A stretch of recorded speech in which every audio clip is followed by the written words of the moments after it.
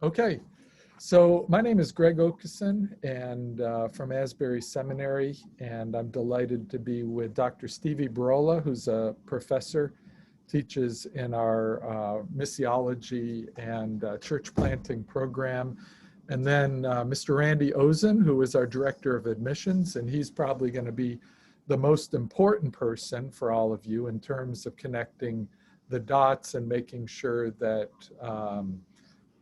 that we can assist you in the process. So I just thought I'd make a few comments just broadly about Asbury Seminary, and then Steve will just say a few things about the program, if that's all right, Steve. And then Randy, I think we want to give the most time just to you to talk about how do they submit their applications, get scholarships, anything that is important. So Asbury is a non-denominational seminary. I think we're about the third or fourth biggest in the country. We're in the Wesleyan holiness tradition, but we have students that come from around 100 different denominations, and we've been around for 100 years. And Asbury, we're a growing institution. We've had 7 years of growth, and we have different sites.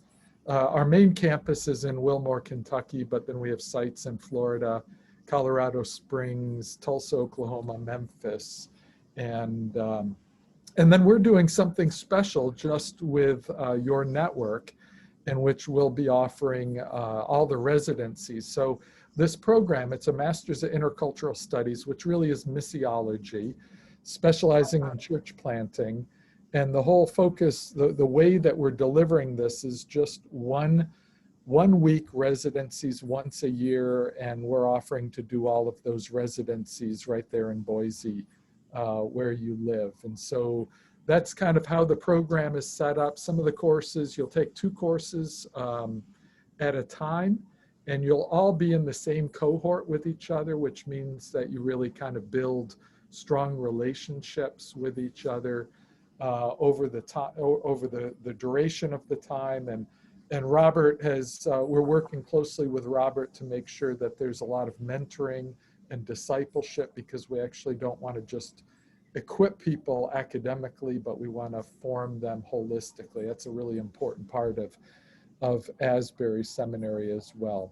So that's just a brief overview. Steve, do you want to talk a little bit about the degree itself and what kinds of, how are we training people? Yeah, so the degree is a 48-hour degree, and so basically half of those hours are from what we call our core, and then the other half come from intercultural studies and focusing on church planting. And I think the way Greg has just talked about it is we're trying to do this in ways that makes it more feasible and doable for people who are currently involved in ministry or that sort of thing. So even though we have residencies, we used to have it so that students would come, I think, 3 times during their program to our campus in Kentucky for the residency. But now we're starting to do this like we're doing in Boise, where we will come to you and actually do the courses there, and so that people, again, don't have to have the additional cost and time and everything to come and be on our campus. One of the important things about the residencies for traditionally has been, that's been the time when students have gotten to know each other, where they've been able to develop a sense of community and those kinds of things. But the way we kind of do that now, as Greg was talking about, is through this cohort kind of model, so that people will start getting to know each other from the very first courses that they take in the program. And so as they go through the program together, so the residencies then are a time where they can gather together, but they'll already know one another to a good degree by that time. And that's an important part, I think, of the whole program, is this idea of community, that, you know, that learning in general should be understood more as a communal activity than as an individual activity. And so we kind of gear our courses, the way we teach them and all of that, in a way that tries to draw upon those in the course as well as from the professor, and so that we see that learning is this community kind of event. So the cohort aspect of it is really important, because it allows students then to develop community as they go through the program. That's good. And I'll just add on to that. So in this program, there's a lot of different disciplines, and almost everybody teaching in the program is a full-time professor. So we don't just outsource this by a bunch of adjuncts. We use the best of the best. So Dr. Eberl is an anthropologist. We have sociologists, experts in biblical studies, experts in church history, experts in theology. So our goal is really kind of an integrated understanding, and especially looking at how do churches function as a hermeneutic of the gospel, and how do we actually approach witness throughout an entire city like Boise with an understanding that the gospel is for everybody, and really positioning our churches to be agents of witness and in the fullness of community. So we get into issues of poverty, we get into issues, really complex issues that we face in our everyday life through a variety of disciplinary lenses. So that's an overview of the program. So Randy, if somebody wants to apply, what do they do? Yeah, well, first I'd like to say have been thankful to hear of and learn more of the City Network and just the opportunity in Boise. And in particular with the church planning degree, obviously, it has been one of our strongest MAs since I have been in admissions here. And I'm not taking credit for that, but I get to be a part of that in so many ways. One of the ways I think that has excited me is just sort of hearing the testimonies and the stories and the visions of the students that are either planting churches or wanting to plant churches that are unique and certainly non-traditional, or from things we might have looked at or expected 20, even 10 years ago. So I'm anxious and excited to see what the Lord is doing through our church planning initiatives, and I'm anxious to see what God might do here with this group and with you all in Boise, and prayerful and hopeful that it's an opportunity that proves to be fruitful for you and your ministry along the way. But to go ahead and get started, really the first thing I would encourage you to do, I guess, is just go to our website, and right at the top of that, asburyseminary.edu, you will see an apply link, and really start the application process. What that will do, obviously, is it gets the ball rolling, but also will connect you then with an admissions counselor who can really walk you through the process. Obviously, you're welcome to connect with me as well. My schedule doesn't allow for a lot of time, like if you connect with a counselor. But if you have questions or anything prior to that, or would like to talk to someone prior to the application process, you can do that. You can get a hold of me. But if you want to go ahead and start the application process, we're waiving the app fee for you, so hopefully that'll take some of that out of it for you as well. But once you start that, then you'll get connected with an admissions counselor who will walk you through the rest of this process that I'm about to tell you that you may not memorize in this process. But you need 3 references. One would need to be from a pastor in your life. You say, well, I'm planting a church, I'm not sure who my pastor is. Hopefully you have some pastoral influence in your life, I'm assuming so, or some superintendent or someone who's playing that mentorship role in your life. Most generally, we have someone who we would look at as a pastor in our lives. And then 2 other, colleagues or professional acquaintances or other references. The only stipulation is it just couldn't be someone that's related to you. We would have you write an essay for us as well that would answer a few questions.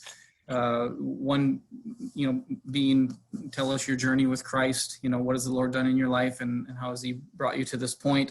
The other being the interest in this degree. What does that look like? Sounds a little interrogative, but it's really informational and helps us with accreditation purposes, as well as hopefully to best counsel you in the process. And then lastly would be, what would be an issue, either local, national, or international, that you're passionate about, and why so. There's an additional question if you feel like your GPA at your undergraduate was just not reflective or indicative of your potential. You could answer that question as well, kind of giving us an indication as why you think that. And then we would need to collect transcripts from all of the, and it is all of the institutions post-secondary that you've attended where you've completed a minimum of 12 or more credit hours. You would need to have those sent officially to us as well so that we could create your file with that. There's one thing that comes to mind as well. It's not uncommon that someone would come and want to be a part of a program like this and say, you know, I never really finished a bachelor's degree, so what would the process be for me? Would I have to go back and finish? And sometimes the answer might be you'd want to. Often the answer really is, no, let's talk about it. Let's talk about your life experience. Let's talk about your ministry. Let's talk about what you've done. We are allowed by accreditation to bring in a certain percentage of students that have not completed a bachelor's degree. So my encouragement is always apply and start the application process, in particular with waiving the app fee. You're not going to have that skin in the game. It's always best to ask and start the conversation and what has, I think, been common for many in the past to assume that it wouldn't work out. It's one of those things where if it makes sense and can work out, we are always excited to bring you into the program. And so I would always start with that, and then we would go from there. And it is once you've finished that application process and submitted the materials that the door for financial aid opens, and then there's two parts of that application process as well. One, you're likely familiar with the FAFSA that you would have done at the undergrad as well. So you'd want to fill out that government form, and then there's a short 2 page, I guess, application for internally for us as well. And when you do that 1.5 pages, it really then opens the door to all of our available scholarships. So you don't have to apply to each individual scholarship. We wouldn't invite you to apply. There's probably a couple of scholarships we might invite you to submit some extra paperwork for, but for the most part, it would just simply be the FAFSA and then that 1.5 page application. And then really we would look at you all like we would any other student in process to determine what's the maximum amount of dollars that you would qualify for and go and award you in that manner or in that way. So obviously, if you have questions in regard to that, like I said, feel free to contact me, or if you want to start the application process, you will then be served by an admissions counselor who can make sure that you've dotted all the I's and crossed all the T's in that process. Yeah, and sorry, go ahead, Greg. Well, I was just going to say, Randy, and when they apply, they should somehow specify that they were part of the Boise, because that actually also triggers in special scholarshiping that we're giving to this cohort. Yeah, great point. Forgive my neglect there. And you can do that several ways. Probably the easiest way is there will be a question on the application that would indicate your application influence, and you might put, you know, the city network or, you know, Boise or something that would give us an indication that you're a part of this network in this particular cohort.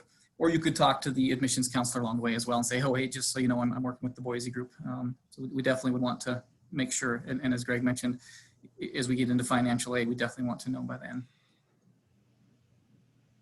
Go ahead, Steve. You were going to say something? Yeah, I will. I was going to say, Randy talked about our website. You know, I would also recommend people interested to go to the website. If you go to asburyseminary.edu, and if you click on academics, then you can look at degrees. If you click on the intercultural studies degree, you can then go into various other areas there to get the details about the program and those kinds of things as well. So all that information is available on our website. Yeah, and Angela, any other questions that you hear that would be helpful for us to answer? I don't think so. I think we covered it pretty well. I think this is a good start. Yeah, we're excited. Oh, don't we have a partnership page as well? Right, yeah, so there actually is a partnership page, and Angela could give you that, and we actually have Robert's beautiful photo on that page.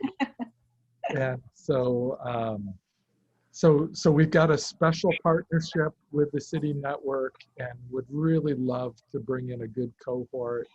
And we're excited about actually giving some extra things. So, for example, our two first professors who are teaching in this, one is going to stay an extra day in late September and is going to do a whole day seminar for anybody and everybody in the whole city.